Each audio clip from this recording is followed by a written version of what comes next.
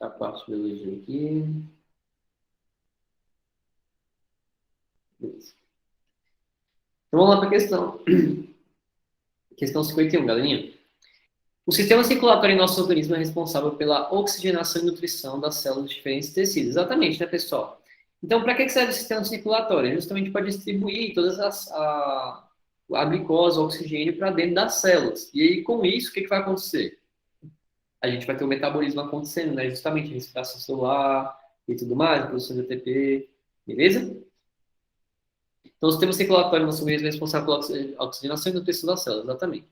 Os vasos sanguíneos são responsáveis pelo trânsito do sangue para todo o corpo, sendo os capilares os vasos encarregados de permitir a saída de nutrientes e oxigênio para as células de diferentes tecidos. De todo o líquido que sai do sangue, né, para os tecidos, parte não retorna aos capilares, exatamente. Sobre esse líquido excedente nos tecidos, verifica-se que... Então, olha só, pessoal, quando a gente pensa em sistema circulatório, lembrar que a gente vai estar respirando, né? Deixa eu botar o sistema circulatório para a gente ver.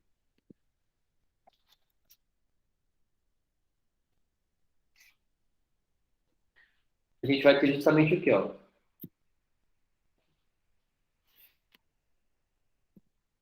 Vou botar de volta aqui. Ó, a gente tem justamente o quê, ó? Vem do pulmão o sangue oxigenado, tá? Esse sangue oxigenado ele vai para o coração, ele vai entrar no coração por meio das veias pulmonares, né? Entrando ali no átrio esquerdo, tá? Essas veias pulmonares aqui vão entrar no átrio esquerdo, depois vai passar pela válvula mitral, ou bicúspide, ou o átrio ventricular esquerdo, né? Vai para a parte do ventrículo esquerdo, sobe para a aorta. Aqui é tudo oxigenado, então vai sair da aorta, vai distribuir no corpo inteiro esse oxigênio junto com a glicose que está circulando no sangue, tá? Os nossos órgãos vão utilizar, no tecido, né, as células vão utilizar dessa glicose, desse oxigênio, e a gente vai produzir um sangue venoso, né, rico em gás carbônico, tá? E esse gás carbônico, esse gás carbônico vai subir por meio das veias cava superior e inferior, vai entrar do lado direito do coração, por meio do átrio direito, vai passar pela tricúspide, vai chegar no ventrículo direito, e vai sair aqui na artéria pulmonar, carregando esse sangue venoso até os pulmões novamente, para a gente fazer a hematose novamente, tá? Aqui na questão é o seguinte, ó, esse parte desse líquido que some, pessoal, é justamente porque temos junto com o nosso sistema circulatório um sistema o quê? Linfático. Esse sistema linfático ele é como se fosse um sistema de drenagem, que ele vai seguir todo o nosso sistema circulatório. Tá? Olha que interessante. Beleza? Então, por isso que parte do líquido fica retido, tá? Porque a gente tem um sistema de drenagem aí, então olha só. Sobre esse líquido, drenado para os capilares linfáticos e posteriormente ser desenvolvido a circulação sanguínea. Perfeito, pessoal. Ser devolvido para a circulação. Exatamente, pessoal. Então a gente passa por meio que esse filtro, esse ralo aqui, vai para o sistema linfático, parte do nosso. Tanto que, por exemplo, quando a gente tem a filariose, né, que é uma doença causada por nematominto, né, a gente vai entupir ali os vasos linfáticos. O que vai acontecer? Edema. Tá? Então, sempre que a gente entope a circulação ou sanguínea ou linfática, a gente tem um edema, porque extravasa esses líquidos. A gente vai ter um problema de circulação, um problema na drenagem dessa circulação. Beleza? Então, aqui já é de cara a letra A, né? Deixa eu marcar aqui. Então, aqui letra A já é correto. Mas vamos ver as outras, né? Acumulado no tecido extravasado. Não, aí se acumular no tecido é um edema, né? Aí seria normal ter edema, mas não é bom ter, né? Sim. Drenado para os capilares linfáticos e posteriormente ser absorvidos pelos linfonodos. Não, é reabsorvido pela circulação sanguínea mesmo. O linfonodo é um centro de maturação, né? De produção ali de linfócitos. Na D, absorvido pelas as vênulas a partir do momento em que a pressão hidrostática fica menor. Não, ele vai ser absorvido pelo sistema circulatório mesmo. Tá? Então, fica transitando do circulatório para o linfático e por aí vai. Tanto que, né, pessoal, por exemplo, os linfócitos eles são produzidos na medula óssea, tá? E depois eles vão posteriormente para o sistema linfático. Então, lembrar que todas as células da linfóide, elas vêm da medula óssea e depois vão para o sistema linfático, ser maturado, né? Então, aqui na 52, vamos lá. Durante o processo de formação de proteínas, geralmente ocorre um importante evento conhecido como edição, né? Que é justamente o splicing. Então, como é que acontece, pessoal? A gente vai ter ali parte do nosso material genético, ele é constituído de intron e parte é constituído de exon. O intron é a informação que é o intrometido, aquela informação lixo que a gente fala, né? Mais tardinho. O intron ele serve para a gente para proteger o nosso material genético contra mutações. Porque como ele não vai ser lido mesmo, a gente pode ter uma mutação ali que tanto faz, não vai ser lido.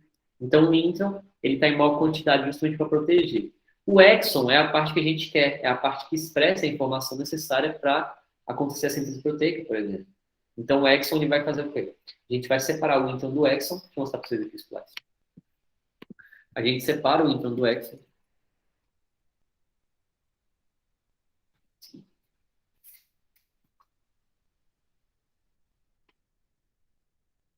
Ó.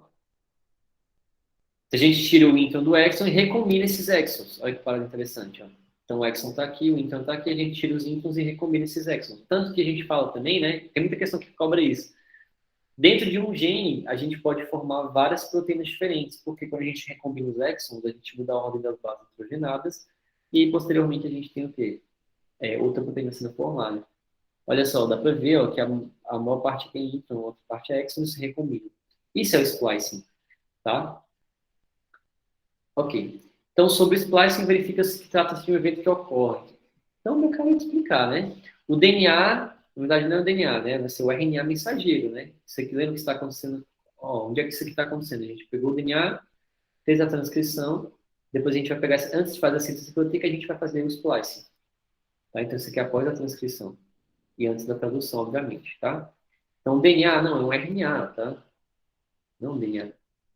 Após o processo de transcrição da fita de RNA mensageiro, exatamente. Então, a gente fez a transcrição, faz o splice e depois faz a tradução.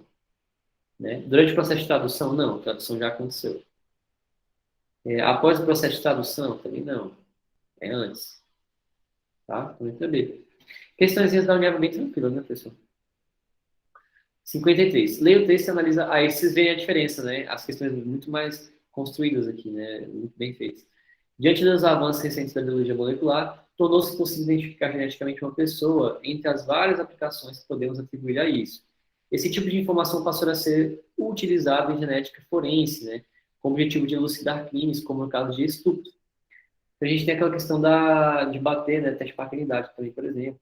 Então, regiões específicas do DNA da vítima e do suspeito são confrontadas com o DNA obtido, com evidências escolhidas na cena do crime. Peças íntimas, excreção, vitaminas, etc. Tá? A figura a seguir apresenta um perfil eletroforético. Tá? Então, a eletroforese serve para esses testes de paternidade, essas perícias, né, e tudo mais. Beleza? Tá aqui o esqueminha aqui mais ou menos feito, né? Então, assim, pessoal, o que a gente tem que procurar aqui, né? Olha só. A vítima e a evidência biológica, né, e os suspeitos, né? A evidência biológica e os suspeitos, a gente tem que ter o quê? Ó? A evidência biológica e o suspeito tem que bater o máximo possível aqui. Se for da vítima bater o máximo possível, é material genético da vítima, tá? Se for do indivíduo, então, olha só. Olha aqui no traço da evidência biológica, né, a gente vai ter aqui, ó, esse tracinho aqui, igual a esse aqui, que é igual a esse aqui, tá? Aqui tem uma característica comum, aqui também, ó, característica comum. Vocês vão ter que ver um por um aqui quem tem mais características parecidas com a dele. Tá? Ó. E embaixo todo mundo, né? Então, se a gente fosse analisar, seria mais o suspeito 3, né? Como se fosse, né? Olha só, em função da análise dos resultados, consta-se que nenhum dos suspeitos é responsável pelo crime? Não. O indivíduo 2 não cometeu o crime, mas não se pode descartar o indivíduo 1 como sendo o autor desse crime.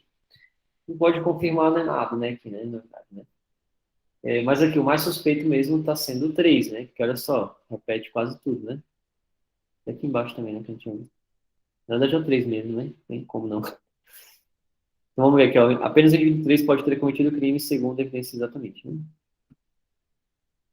Então, pessoal, questãozinha bem tranquila, né? Bem passada assim, essa questão da eletroforese, né? Vai comparando os traços aqui. Obviamente, da vítima, ela não seria suspeita, né? 54, questão máxima, ciclo menstrual. Analise o esquema a seguir e representar os principais hormônios envolvidos no ciclo menstrual. Então, pessoal, quando a gente pensa em ciclo menstrual, vamos lembrar, vai, essa questãozinha que tá mole, mole, mole, mole, mole, mole, né? Mas vamos revisar.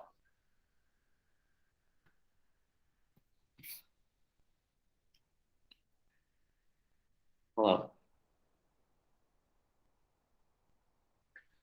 Esse desenho aqui é o melhor que eu acho. Então, vamos lá, lembrou, pessoal? A mulher foi lá e menstruou, primeiro dia da menstruação. Então, começou o ciclo, tá? Inicia-se, então, a fase folicular, que é justamente o quê? Quando esse folículo vai começar a se desenvolver, vai começar a querer sair aqui do ovário e ir em direção às trompas, tá? Esse folículo vai se desenvolver por meio da ação do hormônio folículo estimulante, que é o FSH, junto com o hormônio luteinizante, que a gente chama de hormônios que são hipofisários, que vêm da hipófise, obviamente, tá? Nessa fase folicular ainda, a gente vai ter também um aumento aqui do estradiol, que é justamente para a gente começar a ter um aumento do tamanho do espaçamento aqui do endométrio, tá? E aí, depois que a gente tem esse pico de estradiol, a gente vai ter aqui uma queda dele brusca, porque a gente vai ter um pico de LH-FSH. E aí vale lembrar o seguinte, os hormônios hipofisários e os hormônios ovarianos, eles são o quê? Eles têm um feedback negativo. Então, enquanto o LH-FSH está alto, estrógeno e progesterona está baixo. Quando o estrógeno e progesterona está alto, FSH e LH estão baixos. Então, olha só, a gente teve um pico de LH-FSH, e aí, olha o nome, pessoal, hormônio luteinizante e hormônio folículo estimulante. Esse hormônio luteinizante, ele vai desenvolver o corpo lúteo, tá? E esse hormônio folículo estimulante vai fazer com que o folículo ele ovule, ou seja, a mulher vai sair aqui, o ovócito secundário, em direção às trompas, tá? Então, ovulação vai ser quando a gente tem um pico de LH e FSH, tá? Logo após esse pico, com a formação do corpo lúteo, tá? Olha só então, ó, crescimento do folículo, ovulou, porque teve um pico de FSH-LH. Formou o corpo lúteo. Corpo lúteo, pessoal, ele vai ser aquela parte do organismo que vai manter o nível de estrógeno e progesterona alto, tá? Então, o que mantém o estrógeno e progesterona da mulher alta é justamente o quê? Corpo lúteo. Depois que aconteceu a gravidez, quem vai manter vai ser o beta-HCG, tá? Mas nos primeiros dias quem mantém ainda é o corpo lúteo. Quando identifica que não teve a gestação, esse corpo lúteo ele vai definhar como o corpo albicans, né? E aí quando a gente vai ter o quê? A queda do estrógeno e progesterona. Porque sem o corpo lúteo para estimular o estrógeno e progesterona, o corpo lúteo vira o corpo albicans, então ele resseca e a gente cai com a estrógeno e progesterona. E aí o endométrio, né? Lembrando que o que mantém o endométrio espesso é a progesterona e o estradiol, tá? Por exemplo, né, você tem uma gestante ali com ameaça de aborto, a gente dá um remédio chamado Progestan, né, que é justamente uma base de progesterona para conseguir manter o endométrio espesso. Caiu do nada, a gente vai ter uma menstruação acontecendo. As pílulas também, os anticoncepcionais, eles são a base de estrógeno e progesterona, por quê? Porque se esse nível estiver sempre alto, a gente não vai conseguir ovular. Oi, pode perguntar. Ninguém perguntava uma coisa? Não. Não dá para responder aqui fácil, né? Olha só. É só para falar quem é quem aqui, né? Então tá muito fácil, olha. Então aqui na A, ó, a gente tem o primeiro pico aqui e depois um mais baixo aqui, né? Então na... Deixa eu ver aqui.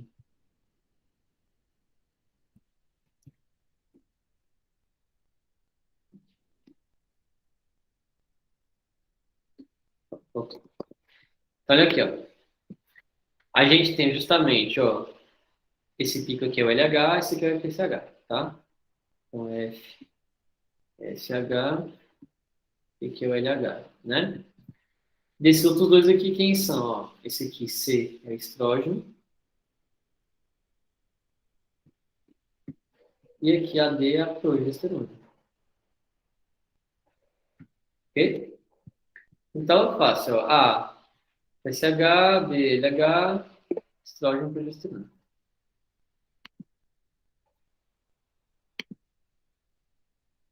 Porque meu sonho, né, Camila? As questãozinhas assim.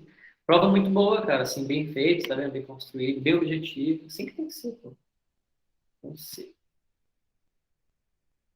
55. O saneamento básico continua em pleno século XXI, sendo os principais entraves para o desenvolvimento humano no Brasil, assim como em vários outros países, e se contribui em forma significativa para a ocorrência de doenças associadas a inúmeros agentes biológicos. De acordo com a descrição de algumas dessas doenças associadas à falta de saneamento básico, vamos marcar aqui então. Então, pessoal, assim, várias doenças estão associadas, obviamente, ao saneamento básico, tá? A grande maioria delas, na verdade. Beleza? Mas aqui é o seguinte, ó. A hepatite A ou E é ocasionada por vírus, exato, né, que pode ser transmitido em locais que não têm acesso à água potável e cujo saneamento básico seja precário.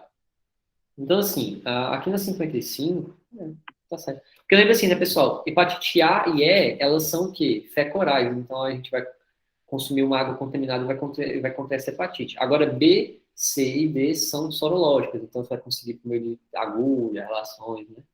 Então, que a A tá certinha mesmo, tá? B, a esquistossomose é causada pelo caramujo? Não. O caramujo ele vai ser justamente o quê? O intermediário. O caramujo ou biofalária, né? Intermediário. Quem causa esquistossomose é a esquistossoma mansoni, né? Beleza? O caramujo ele é intermediário, mais ou menos. C, a contaminação. Lembra, né, pessoal? A gente vai ter então o miracídio, né? Que ele vai infectar o biofalária, que é o caramujo. Ele vai formar a cercária, que é o esquistossoma, né? Ele vai entrar na nossa pele, vai formar a esquistossomose, né? C, a contaminação por cistos de Giardia lamblia representa a principal eumitose, né? Causada pelo consumo de água contaminada. Na verdade, não, tá? D, a febre amarela está associada à transmissão de um protozoário pelos mosquitos genes Aedes, que facilmente se reproduzem em ambientes com água parada. Então, na verdade, né, pessoal, quando a gente pega a febre amarela associada à transmissão de protozoários pelos mosquitos. Febre amarela, pessoal, zika, chikungunya, é protozoário? Claro que não, né, pessoal? São vírus, né? Protozoário é o quê? Chagas, por exemplo, né? É uma doença viral, tá? 56. A Operação Carne Fraca, deflagrada pela Polícia Federal no dia 17 de março de 2017. Vamos água aqui, gente.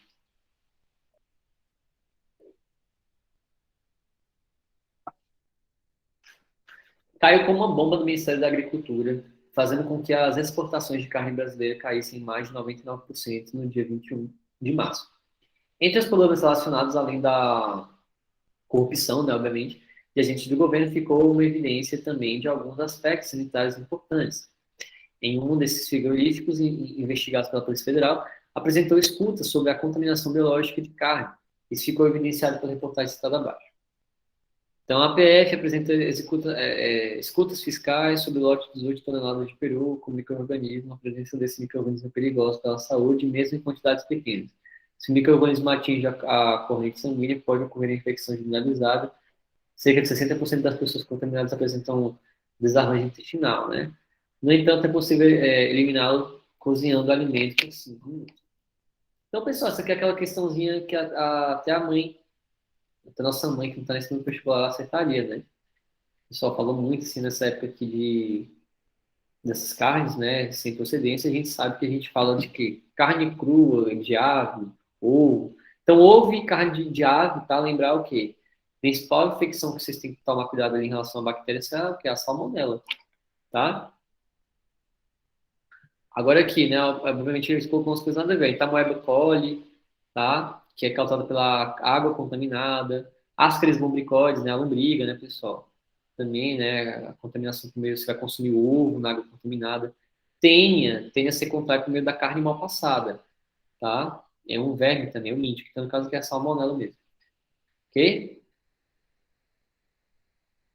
Questão 57. Analise o esquema a seguir, né? Então, tecido, sangue venoso, coração, sangue arterial, o esquema que a gente acabou de ver, né? Então, coração aqui, sangue venoso, sangue arterial. Lembrando que o sangue arterial ele vem do pulmão, vai para o coração. O sangue venoso ele sai dos tecidos que já sofreu oxidação e vai para o coração. E aqui o sangue venoso e arterial sendo misturado, né? Então, aqui, pessoal, se ele está sendo misturado, quer dizer que a gente tem um organismo que é o quê? É mais simples, tá? Então, vem caindo bastante essa questão dos tipos de coração, né? Os tipos de circulação. Vou mostrar para vocês aqui.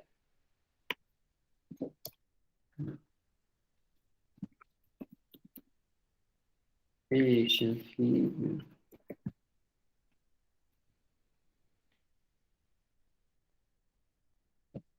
Tem até uma questão que eu fiz esses dias, não lembro de onde foi, acho que foi do FT, imagem dessa. Enfim, vou mostrar para vocês aqui, ó lá. Ó. Então, assim, pessoal, circulação dos peixes, tá? A gente vai ter um ciclo único, mas que o sangue ele vai se misturando, né? Então, sangue único. Ó. Ele, na verdade, ele não se mistura, tá? Então, olha só, ele é simples, mas ele não se mistura. Então, a gente vai ter aqui, ó, parte do sangue venoso ele vai bombear, vai ser utilizado, vai virar arterial e ficar rodando. Agora, por exemplo, Em anfíbio e réptil, que não seja crocodiliano, tá? Porque os crocodilianos também têm um coração tetracavitário. Então, peixe vai ter um coração bicavitário, anfíbio e ave é tricavitário, ou seja, por ser tricavitário, a gente vai ter mistura sanguínea, tá? Já nos répteis, que são crocodilianos, os demais não são, mas os crocodilos, né, jacaré, crocodilo, eles têm quatro cavidades. Então, eles não vão misturar sangue, tá? Já mamífero também não mistura, beleza? Então, só sabendo disso, você já conseguiria marcar ali a questão. Outro ponto também que é importante saber é o seguinte, né? Vou mostrar para você aqui.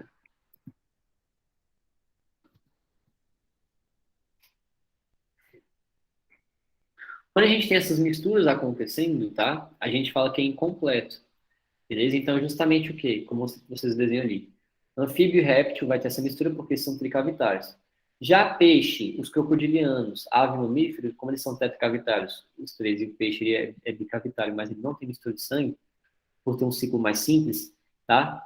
Ela é uma circulação completa, beleza? Então, olha só como é que fica fácil. Ó, o esquema a seguir é representado pela circulação de quem? Então, se tem essa mistura acontecendo, né? Ou ele vai ser réptil, ou ele vai ser ave. Concordam comigo? Então, no caso aqui, como não tem uma opção, vocês vão em qual? Na outra. É justamente isso, tá? Aqui no caso 57, então vai ficar a letra. Deixa eu ver aqui. D, né? Olha só. Ou anfíbio ou réptil, né? Perdão, falei ave, né? Ave mamífero, que ele fala aí. Ave mamífero e peixe não mistura. E aqui, como não tem o réptil, né? Vai anfíbio mesmo, tá? Se tivesse réptil aqui era sacanagem, né? Porque não teria resposta. Beleza, galera? Então saber disso é importante, viu? 58. Sucessão ecológica é um processo natural por meio do qual uma comunidade muda gradualmente com o decorrer do tempo. Tá? Então, sucessões ecológicas, né, pessoal? Então, vão ser os mais bem adaptados, vão conseguir levar ali adiante esse gene e aí vai ter essas sucessões aí. Tá? Então, olha só. A sucessão ecológica é um processo natural por meio do qual uma comunidade muda gradualmente com o decorrer do tempo, até atingir uma situação de maior estabilidade. Partindo do estágio inicial, né, para o final, uma sucessão ecológica pode apresentar a seguinte característica. Então, você vendo que em sucessão ecológica a gente tem primário e secundário, né? Vou mostrar para vocês aqui.